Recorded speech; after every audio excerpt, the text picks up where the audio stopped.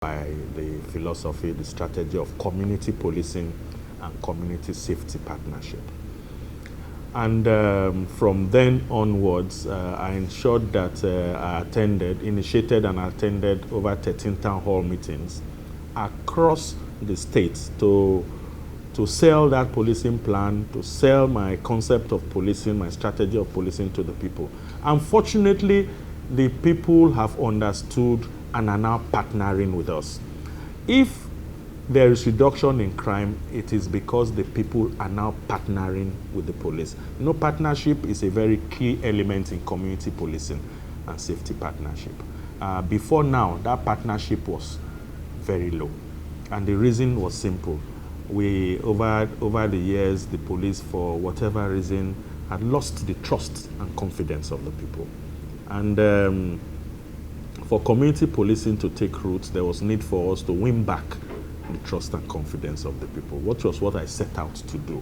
And one platform that I gave the people that greatly assisted in this effort was the Citizens Complaint Hot Center, which I set up at Alausa, at the Intelligence Lab.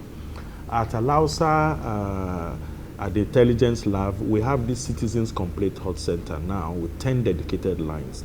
It's manned 24/7, and you can call in Hausa, Igbo, Yoruba, or English to report police misconduct, to report police inaction, to report police unprofessionalism. And people have been calling in. We have been taking action against our policemen. We have been responding to their complaints.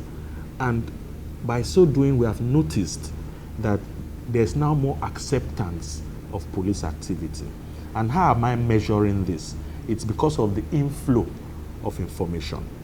All the achievements we have recorded so far in the fight against Badoo in Ikorodu, the destruction of shrines, arrest of principal Badoo suspects, arrest of cultists here and there, arrest of drug peddlers, recovery of bags of Indian hemp, cocaine, arrest of hoodlums, kidnappers, armed robbers across the state, is based on credible information from members of the public, which was not coming before.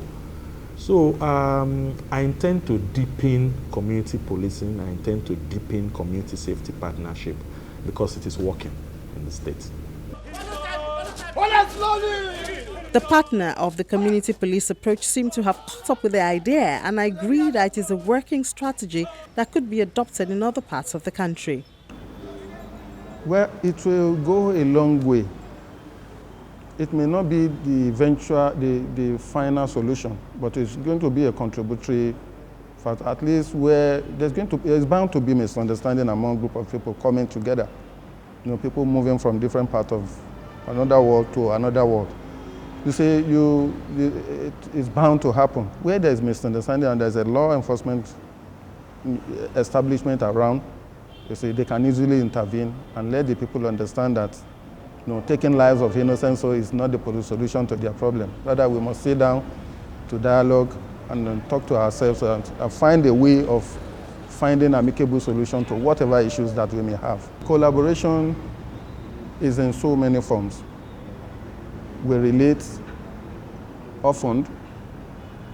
We call stakeholder meetings, the community, the CDAs, and the market men and women, the road transport workers.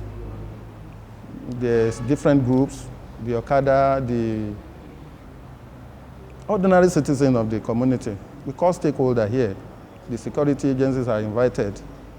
The vigilante groups are equally invited. All of us will sit down together and we'll talk about various observations of different groups. And it is noted, the one that we believe the law enforcement agents must work on so that we can all have peaceful coexistence.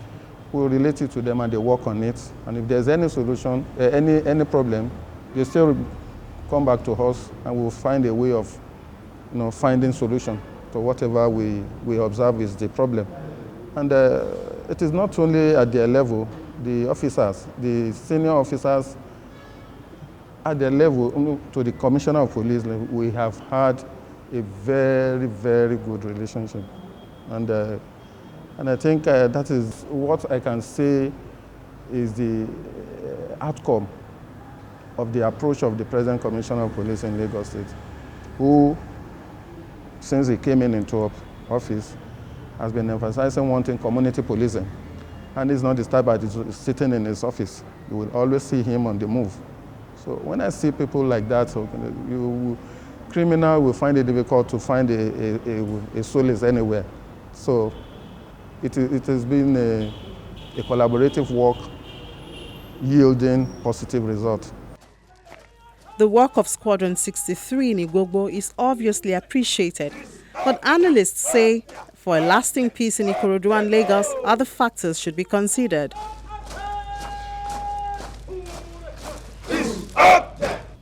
Setting up that unit in Ikorodu is not the only thing that should be done. You understand? That is on the side of the government showing, we are capable of policing this area. But at the same time, the government should also endeavor to dissuade the young men from joining these cults. Why are they joining? For most of them, there's nothing else to do. This is the only way that they can get food on the table, money in their pockets. The government should try and give them another way. Job creation. Let them make it easier for them to start a business. Make it easy for them to be able to put two and two together and run their own small business so that they can put food on the table and they don't have to veer into crime. Most of these boys that are joining, especially these Badoo cults, are very young boys. They're in their teens into their early 20s. The question is why? It is not far-fetched. A lot of them are growing up and coming out to have nothing to do. I finished secondary school. My parents can't even afford to send me to a, quote, vulcanizer to go and learn vulcanizing because they said they should bring 35,000 naira. They don't have the money. So what does the young man do? He sees what's going on at home. Probably he has an absentee father or no father at all. The man is late. He's seeing his mom suffering, petty trading. It's not enough. Makes up his mind he wants to do something, and what is available?